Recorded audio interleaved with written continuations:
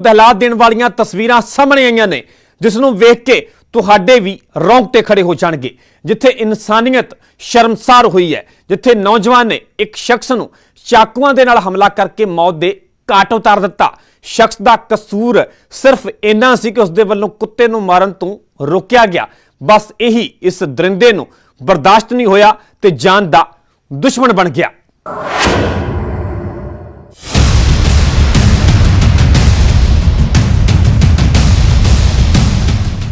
कुत्ते नूं बचाउणा पिया भारी, बजुर्ग दी कीती कुੱਟਮਾਰ, चाकुआं नाल उतारिया मौत दे घाट। कुੱਟਮਾਰ दीयां तस्वीरां लुधियाना दीयां ने जिथे एक शख्स दे वल्लों बजुर्ग दी बुरी तरह कुੱਟਮਾਰ कीती गई। पूरी वारदात सीसीटीवी दे विच कैद हो गई, जिस दे विच साफ नजर आ रहा है कि शख्स किन्नी हैवानियत दे नाल बजुर्ग नूं मार रहा है। एक तो बाद एक कई वार कीते, थप्पड़ मारे, मुक्के मारे, बजुर्ग हथ जोड़दा रहा, तरले कढ़दा रहा, पर शख्स ते खून सवार सी। इन्नी कुੱਟਮਾਰ तो बाद भी जब पेट ना भरिया तो उसने चाकुआं दे नाल हमला कर दिता। इस दौरान 55 साला बजुर्ग ने दम तोड़ दिता।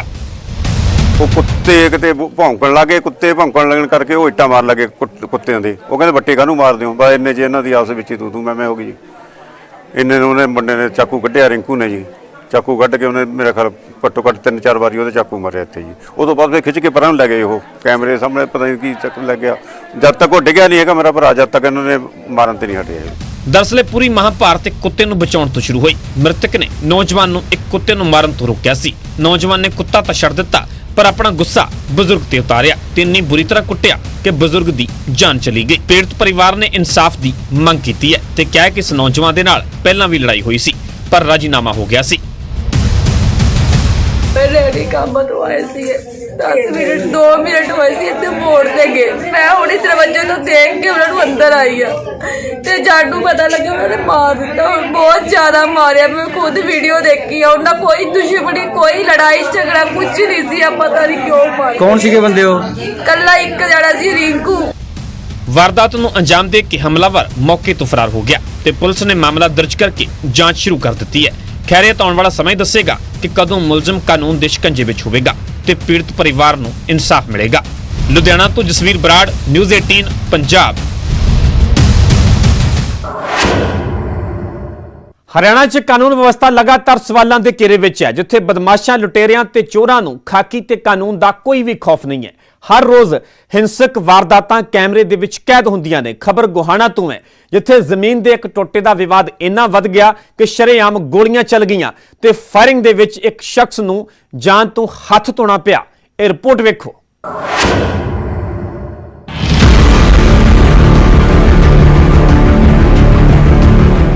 हरियाणा के गोहाना दे विच जमीन विवाद के दौरान फायरिंग हो गई, जिस विच एक नौजवान की जान चली गई। मृतक का नाम राजेश लाठवाल है। उसके प्लाट की कंध नूं लैके विवाद चल रहा सी। पिंड खंदराई के सरपंच ने राजेश नूं विवाद सुलझाउण दे लई बुलाया। राजेश अपने 4-5 साथियों के नाल पहुंचा। इस दौरान दोवें धिरां दे विचाले तकरार हो गई। मामला इन्ना वध गया कि सरपंच ते उसके साथियों ने गोली चला दी।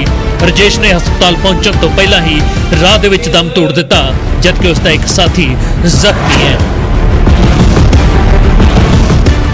समझौते के लिए गए थे जी।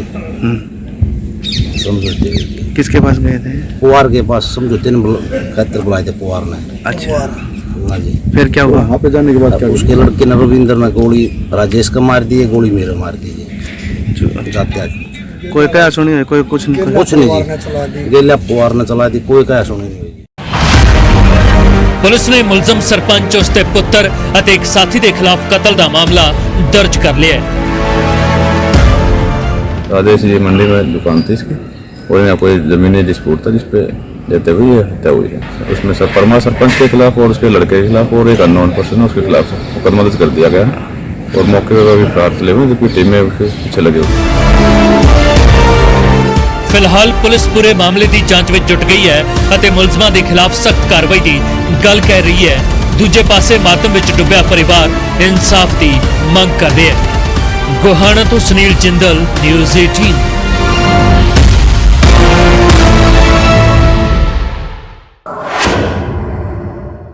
अगली खबर मशहूर डांसर सपना चौधरी दे नाल जुड़ी हुई है, जिस दियां मुश्किलां आने वाले दिनां च वध सकदियां ने, जिस दे खिलाफ ਦਿੱਲੀ ਪੁਲਿਸ ਦੇ ਵੱਲੋਂ FIR ਤੱਕ ਦਰਜ ਕਰ ਦਿੱਤੀ ਗਈ ਹੈ। ਦਰਅਸਲ ਇੱਕ ਕੰਪਨੀ ਵੱਲੋਂ ਸ਼ਿਕਾਇਤ ਕੀਤੀ ਗਈ ਹੈ ਕਿ ਸਪਨਾ ਦੇ ਵੱਲੋਂ ਕੰਪਨੀ ਦੇ ਨਾਲ ਕੀਤਾ ਗਿਆ ਐਗਰੀਮੈਂਟ ਤੋੜਿਆ ਗਿਆ ਹੈ, ਜਿਸ ਦੇ ਚੱਲਦਿਆਂ ਪੁਲਿਸ ਨੇ ਧੋਖਾਧੜੀ ਦਾ ਮਾਮਲਾ ਦਰਜ ਕਰ ਲਿਆ ਹੈ ਤੇ ਅਗਲੀ ਕਾਰਵਾਈ ਸ਼ੁਰੂ ਕਰ ਦਿੱਤੀ ਗਈ ਹੈ।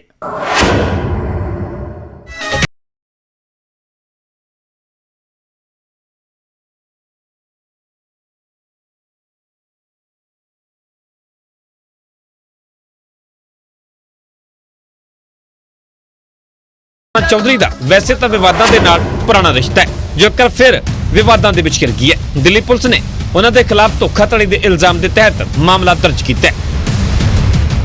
ਦਿੱਲੀ ਪੁਲਿਸ ਦੀ ਅਪਰਾਧ ਸ਼ਾਖਾ ਮਾਮਲੇ ਦੀ ਜਾਂਚ ਕਰ ਰਹੀ ਹੈ।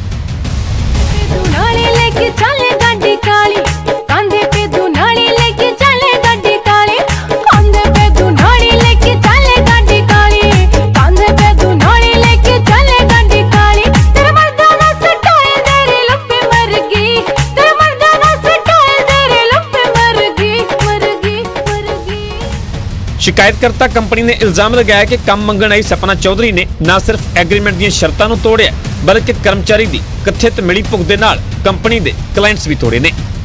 हरियाणा पंजाब में काफ़ी चर्चित कलाकार और डांसर सपना चौधरी के खिलाफ एक मामला रजिस्टर किया गया है और ये मामला रजिस्टर्ड हुआ है दिल्ली पुलिस के अंतर्गत EOW यानी कि आर्थिक अपराध शाखा में। इस वक्त मैं EOW के दफ्तर पे हूँ और अगर पूरे मामले की अगर बात करें तो जिस तरह से मामला रजिस्टर्ड किया गया है ये साल 2018 से जुड़ा हुआ मामला है। 18 से लेकर 20 के बीच का मामला है, जिस वक्त में सपना चौधरी और उसके कंपनी के खिलाफ बाकायदा उनके ही कुछ जानकार लोगों ने बाकायदा एक मामला रजिस्टर्ड कराया और जिसके साथ जो दूसरी कंपनी है, दूसरे जो कॉन्ट्रैक्ट करने वाले लोग थे, उन्होंने कहा कि हमारे साथ जिस तरह से एक अनुबंध किया गया, जो एक कॉन्ट्रैक्ट किया गया, उस कॉन्ट्रैक्ट को सपना चौधरी और उनकी कंपनी के द्वारा उसका पालन नहीं किया गया है। शिकायतकर्ता ने पुलिस ਨੂੰ ਦੱਸਿਆ ਕਿ ਸਪਨਾ ਨੇ ਗੱਲਾਂ ਦੇ ਵਿੱਚ ਉਲਝਾ ਕੇ ਫਸਾਇਆ। FIR 'ਚ ਦੱਸਿਆ ਗਿਆ ਕਿ ਕਿਵੇਂ ਸਪਨਾ ਨੇ ਮਦਦ ਦੇ ਨਾਂ ਤੇ ਧੋਖਾ ਦਿੱਤਾ ਹੈ। ਚਾਵਲਾ ਸਾਹਿਬ, ਬੜੀਆਂ ਮਿੰਨਤਾਂ ਤੇ ਮੁਸ਼ਕਿਲਾਂ ਤੋਂ ਬਾਅਦ ਮੈਂ ਤੁਹਾਡੇ ਤੱਕ ਪਹੁੰਚੀ ਹਾਂ। ਤੁਸੀਂ ਮੇਰੇ ਤਾਰਨਹਾਰ ਹੋ। ਮੈਂ ਆਪਣੀ ਜ਼ਿੰਦਗੀ ਵਿੱਚ ਬਹੁਤ ਗੰਦਗੀ ਦੇਖੀ ਹੈ, ਬਹੁਤ ਕੋਸ਼ਿਸ਼ ਕੀਤੀ ਕਿ ਮੈਂ ਕੁਝ ਮੁਕਾਮ ਹਾਸਿਲ ਕਰਾਂ, ਲੇਕਿਨ ਨਹੀਂ ਕਰ ਪਾਈ। ਬਸ ਹੁਣ ਤੁਸੀਂ ਹੀ ਮੇਰੀ ਆਖਰੀ ਉਮੀਦ ਹੋ। ਅੱਜ ਤੋਂ ਬਾਅਦ ਤੁਸੀਂ ਜਿੱਦਾਂ ਮੈਨੂੰ ਗਾਈਡ ਕਰੋਗੇ, ਜੋ ਆਦੇਸ਼ ਦੋਗੇ, ਮੈਂ ਉਸ ਦਾ ਪਾਲਨ ਕਰਾਂਗੀ। ਹੁਣ ਦਿੱਲੀ ਪੁਲਿਸ ਦੀ ਆਰਥਿਕ ਅਪਰਾਧ ਸ਼ਾਖਾ IPC ਦੀ ਧਾਰਾ 420, 120B, 406 ਦੇ ਤਹਿਤ ਸਪਨਾ ਚੌਧਰੀ ਤੇ ਹੋਰਾਂ ਦੇ ਖਿਲਾਫ ਜਾਂਚ ਕਰ ਰਹੀ ਹੈ। ਜੇਕਰ ਇਲਜ਼ਾਮ ਸਹੀ ਸਾਬਤ ਹੋਏ ਤਾਂ ਸਪਨਾ ਚੌਧਰੀ ਦੀਆਂ ਮੁਸ਼ਕਲਾਂ ਵੱਧ ਸਕਦੀਆਂ ਨੇ। Bureau report, news 18 Punjab.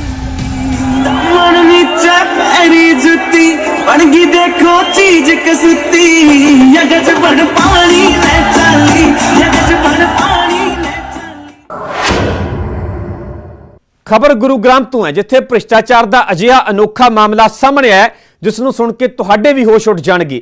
RTI ਦੇ ਜ਼ਰੀਏ ਖੁਲਾਸਾ ਅਜਿਹਾ ਹੋਇਆ ਹੈ ਕਿ ਸਰਕਾਰੀ ਤੰਤਰ ਨੂੰ ਕਟਹਿਰੇ ਵਿੱਚ ਖੜਾ ਕਰ ਦਿੱਤਾ ਹੈ। ਵਿਕਾਸ ਦੇ ਨਾਂ ਤੇ ਜਨਤਾ ਦੇ ਨਾਲ ਧੋਖਾ ਕੀਤਾ ਗਿਆ, ਜਿੱਥੇ ਬਿਨਾਂ ਰੋਡ ਰੋਲਰ ਦੇ ਹੀ ਸੜਕ ਬਣਾ ਦਿੱਤੀ ਗਈ।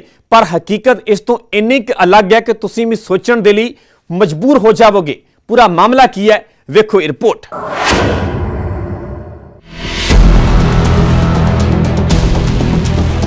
ਤੁਸੀਂ ਭ੍ਰਿਸ਼ਟਾਚਾਰ ਦੇ ਕਈ ਮਾਮਲੇ ਸੁਣੇ ਜਾਂ ਵੇਖੇ ਹੋਣਗੇ, ਪਰ ਗੁਰੂਗ੍ਰਾਮ ਦੇ ਪਟੌਦੀ 'ਚ ਭ੍ਰਿਸ਼ਟਾਚਾਰ ਦਾ ਅਨੋਖਾ ਮਾਮਲਾ ਸਾਹਮਣੇ ਆਇਆ ਹੈ, ਜਿੱਥੇ ਬਿਨਾਂ ਰੋਡ ਰੋਲਰ ਚਲਾਏ ਹੀ ਸੜਕਾਂ ਚਮਕਾ ਦਿੱਤੀਆਂ ਗਈਆਂ ਤੇ ਫਿਰ ਸਰਕਾਰ ਤੋਂ ਹਜ਼ਾਰਾਂ ਰੁਪਏ ਦਾ ਭੁਗਤਾਨ ਵੀ ਲੈ ਲਿਆ। ਇਹ ਵੇਖੋ, ਇਹ ਉਹੀ ਸੜਕ ਹੈ ਜਿਸ ਨੂੰ ਠੀਕ ਕਰਨ ਦੇ ਲਈ ਰੋਡ ਰੋਲਰ ਦਾ ਨਹੀਂ, ਬਾਈਕ ਦਾ ਇਸਤੇਮਾਲ ਕੀਤਾ ਗਿਆ। ਹੈਰਾਨ ਨਾ ਹੋਵੋ, ਇਹ ਸੱਚ ਹੈ। ਭ੍ਰਿਸ਼ਟਾਚਾਰ ਦੇ ਇਸ ਮਾਮਲੇ 'ਚ ਇਹ ਖੁਲਾਸਾ RTI ਦੇ ਜ਼ਰੀਏ ਹੋਇਆ। RTI ਕਾਰਕੁਨ ਰਮੇਸ਼ ਕੁਮਾਰ ਦੀ ਮੰਨੀਏ ਤਾਂ ਪਟੌਦੀ ਨਗਰ ਪ੍ਰੀਸ਼ਦ ਨੇ ਸਾਲ 2018 ਦੇ ਵਿੱਚ ਪਟੌਦੀ ਸ਼ਹਿਰ ਦੇ ਵਿੱਚ ਖਸਤਾ ਹਾਲ ਸੜਕਾਂ ਨੂੰ ਠੀਕ ਕਰਨ ਦੇ ਲਈ ਠੇਕਾ ਦਿੱਤਾ ਸੀ ਤੇ ਜਲਦ ਹੀ ਸੜਕਾਂ ਨੂੰ ਦਰੁਸਤ ਵੀ ਕਰ ਦਿੱਤਾ ਗਿਆ। ਪਰ ਇਹ ਸਭ ਕੁਝ ਕਾਗਜ਼ਾਂ ਵਿੱਚ ਹੋਇਆ, ਅਸਲ ਦੇ ਵਿੱਚ ਨਹੀਂ। ਜਦੋਂ ਇਸ ਬਾਰੇ RTI ਲਗਾਈ ਗਈ ਤਾਂ ਪਤਾ ਲੱਗਿਆ ਕਿ ਸੜਕ ਬਣਾਉਣ ਦੇ ਵਿੱਚ रोड रोलर का जो नंबर दिता गया है वो बाइक का नंबर है। पटौदी ब्लॉक समिति ने वहां पे जो डेवलपमेंट काम करवा रहे थे तो उसमें काफी घपलेबाजी कर रहे थे। हमने RTI लगा के उनके डॉक्यूमेंट्स और बिल लेने चाहे तो उन्होंने कुछ एक डॉक्यूमेंट्स हमें दिए जिसमें हमें 3 बिल मिले। 3 बिलों में इन्होंने रोड रोलर चला के और रोड बनाने का काम दिखा रखा है, लेकिन जब हमने बिलों की जांच की तो बिलों के ऊपर जो नंबर लिखे हैं वो नंबर मोटरसाइकिल के हैं हमने इसकी जांच की, ऑनलाइन वो निकाला रिकॉर्ड, तो ये मोटरसाइकिल के नंबर मिले। इसके बाद हमने एक शिकायत पटौदी एसएचओ को की पिछले साल नवंबर में, लेकिन एसएचओ साहब ने करीब 2 महीने टाल मटोल करके उस पर एफआईआर दर्ज नहीं। ਕਪਲਾ ਕਰਕੇ ਹਜ਼ਾਰਾਂ ਦਾ ਭੁਗਤਾਨ ਵੀ ਕਰ ਲਿਆ, ਜ਼ਮੀਨ ਤੇ ਬਿਨਾਂ ਕੁਝ ਕੀਤੇ ਬਸ ਕਾਗਜ਼ਾਂ ਦੇ ਵਿੱਚ ਹੀ ਸੜਕਾਂ ਨੂੰ ਦੁਰਸਤ ਕਰ ਦਿੱਤਾ ਗਿਆ ਤੇ ਬਦਲੇ 'ਚ ਸਰਕਾਰ ਤੋਂ ਪੈਸੇ ਵੀ ਲੈ ਲਏ ਗਏ। ਆਰਟੀਆਈ ਕਾਰਕੁਨ ਨੇ ਇਸ ਬਾਰੇ ਪੁਲਿਸ ਨੂੰ ਸ਼ਿਕਾਇਤ ਦਿੱਤੀ, ਪਰ ਉਹਨਾਂ ਦਾ ਇਲਜ਼ਾਮ ਹੈ ਕਿ ਪੁਲਿਸ ਨੇ ਵੀ ਕੁਝ ਨਹੀਂ ਕੀਤਾ। ਇਸ ਦੇ ਬਾਅਦ ਸੀਐਮ ਵਿੰਡੋ ਤੇ ਸ਼ਿਕਾਇਤ ਆਉਣ ਤੇ ਨੋਟਿਸ ਲਿਆ ਗਿਆ ਤੇ ਜਾਂਚ ਦਾ ਜ਼ਿੰਮਾ ਡੀਸੀਪੀ ਸਾਊਥ ਨੂੰ ਸੌਂਪ ਦਿੱਤਾ ਗਿਆ। ਹੁਣ ਮਾਮਲੇ 'ਚ ਐਫਆਈਆਰ ਦਰਜ ਕਰਕੇ ਜਾਂਚ ਕੀਤੀ ਜਾ ਰਹੀ है। इसके बाद में हमने सीएम विंडो पे एक कंप्लेंट लगाई कि पुलिस भी मिली भगत करके दोषियों से इस पे कार्रवाई नहीं कर रही। जो सीएम ऑफिस से शिकायत एसीपी साहब के पास और एसएचओ के पास दोबारा आ गई, जिसकी जांच करते टाइम एसएचओ साहब ने अपने रिपोर्ट में साफ लिखा कि मोटरसाइकिल के नंबर से बिल जो है लेकिन उन पर एफआईआर दर्ज नहीं की और उसको ये बता दिया कि मानव त्रुटि है और इन पे मुकदमा नहीं बनता। विकास कार्यों में कुछ फर्जीवाड़े का आरोप लगाए थे समिति के लोगों के खिलाफ, जिसकी शिकायत के आधार पर पुलिस ने केस रजिस्टर किया है और उसमें इन्वेस्टिगेशन की जा रही है। सर, क्या कुछ लोगों के नाम सामने आए हैं इस पूरे मामले में? इसमें जिसके नाम उस शिकायत में दिए थे उनके सबके खिलाफ हमने केस रजिस्टर किया है और आगे इन्वेस्टिगेशन की जा रही है। इन्वेस्टिगेशन के बाद ही पता चल पाएगा कि इसमें कौन कौन लोग शामिल हैं। सूबा सरकार भ्रिष्टाचार मुक्त प्रशासन का दावा करती है, पर सरकार के नक हेठां अधिकारी मिली भुगत करके सरकार नूं चूना लगा रहे ने। इस तो हैरानी की गल है कि शिकायत देने के बावजूद भी कोई कार्रवाई नहीं की जाती ते सब का खमियाजा भुगतना पैंदा है आम जनता नूं। गुरुग्राम तो धर्मवीर शर्मा, न्यूज़ 18 पंजाब। अगली खबर हरियाणा के फरीदाबाद तो है, जो सिस्टम ते सवाल खड़े कर दी है।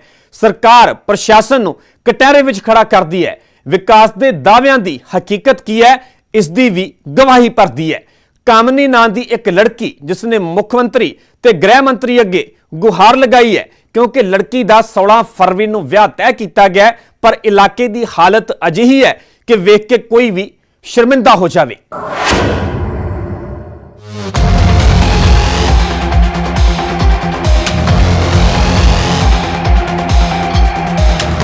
कामनी का 16 फरवरी वाले दिन विआह तय किया गया, पर कामनी तो उसका परिवार परेशान है।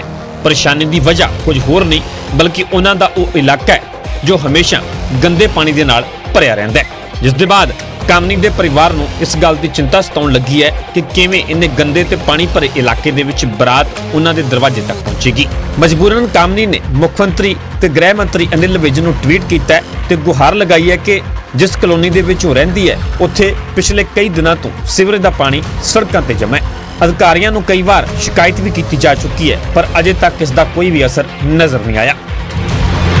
और यहाँ पे बुरा हाल इतना हो रखा है, कहाँ से आएगी बारात? यहाँ पे सीवर के गड्ढे खुदे पड़े हैं, कोई यहाँ पे गिर गया, बच्चा गिर गया, कोई बुजुर्ग आ रहा है वो गिर गया, तो हम कैसे शादी करेंगे कि उनको संभालते फिरेंगे? और अभी मेरी शादी की मैं प्रिपरेशन करूँगी, यहाँ पे मैं ट्वीट ही करती रहूँ। वो तो मैंने लास्ट एकदम फाइनल वो दिया था कि मैं एक बार ट्राई कर लेती हूँ सीएमओ करने की कि क्या होता है यहाँ पे, इसलिए मैंने ट्वीट किया था।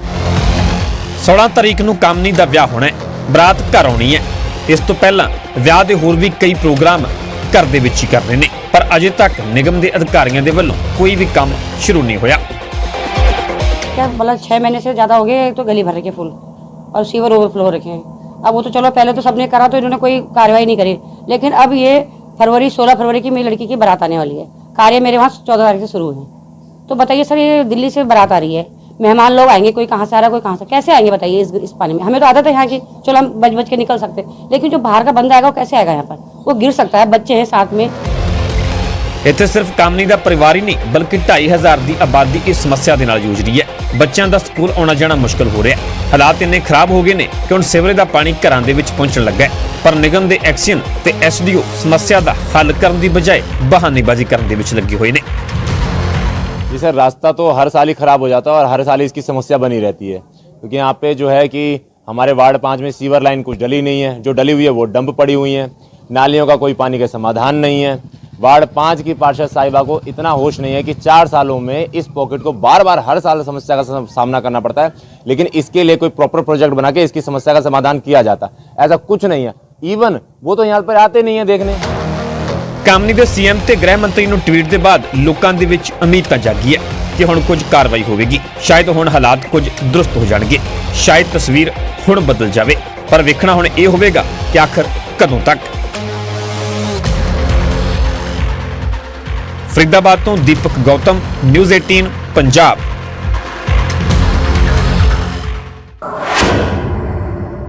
ਸੋ ਇਹ ਸੀ ਸਾਡਾ ਖਾਸ ਪ੍ਰੋਗਰਾਮ ਖਬਰ ਜੋ ਮੁੱਦਾ ਬਣੇ। ਕੱਲ ਕੁਝ ਹੋਰ ਖਬਰਾਂ ਦੇ ਨਾਲ, ਲੋਕਾਂ ਦੇ ਨਾਲ ਜੁੜੇ ਹੋਰ ਮੁੱਦਿਆਂ ਨੂੰ ਲੈ ਕੇ ਤੁਹਾਡੇ ਫਿਰ ਮੁਖਾਤਿਬ ਹੋਵਾਂਗੇ।